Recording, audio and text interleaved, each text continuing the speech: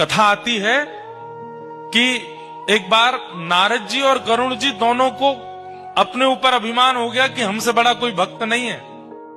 तो ठाकुर जी ने आज्ञा की कि चलिए एक काम कीजिए। बोले क्या? श्वेत द्वीप घूम के आओ। 7 द्वीप है ना, हम लोग जिस द्वीप में रहते हैं उसको जम्बू द्वीप कहते हैं, ऐसे एक श्वेत द्वीप है। श्वेत द्वीप जाओ और वहां के भक्तों का दर्शन करके आओ। तो श्वेत द्वीप जब नारद जी और गरुड़ जी पहुंचे तो वहां इन्होंने क्या देखा? राधा वल्लभ लाल जी मंदिर में विराजमान हैं, देव आदिदेव महादेव सुंदर आरती उतार रहे हैं, घंटे घड़ियाल बजा रहे हैं। कार्तिकेय जी और श्री गणपति जी सुंदर भोग सामग्री उठा उठा करके ला रहे हैं, राधा वल्लभ जी के सन्मुख पधरा रहे हैं। पार्वती जी सुंदर सामग्री सिद्ध कर रही हैं और लाखों की तादाद में वैष्णव खड़े होकर के राधा वल्लभ जी का दर्शन कर रहे हैं। महादेव मुख्य पुजारी बन करके राधा वल्लभ जी की सेवा कर रहे हैं श्वेत द्वीप में। दूर खड़े होकर के नारद जी और गरुड़ जी इसका दर्शन कर रहे थे।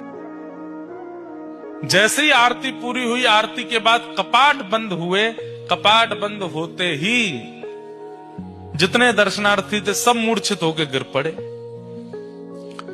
केवल 2 खड़े रह गए। कौन? नारद जी और गरुड़ जी। अब ये दोनों एक दूसरे को चेहरा देखें, ये क्या हुआ? ये सब एक साथ मूर्छित हो गए। सबके पास जाकर के श्वास देखी, नब्ज देखी तो सबके प्राण जा चुके हैं। तो घबरा गए नारद जी, बोले ये क्या हो गया? थोड़ी देर में शंकर जी फिर आए और फिर से जैसे ही कपाट खोले, कपाट खुलते सब पुनः जीवित होके खड़े हो गए। नारद जी ने जाके शंकर जी को प्रणाम करके कहा, भगवान ये कैसी लीला?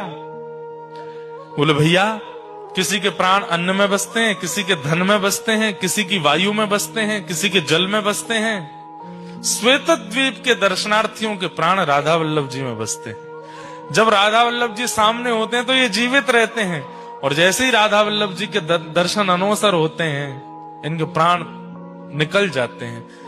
तब नारद जी का अभिमान भंग हुआ कि मैं भक्त हूं। भैया ठाकुर जी को देखे बगैर मैं तो खूब जीवित रह लेता हूं, मैं कैसा भक्त? भक्त तो ये हैं जो ठाकुर जी को देखे बिना एक क्षण रह ही नहीं पाते, जीवित ही नहीं रहते।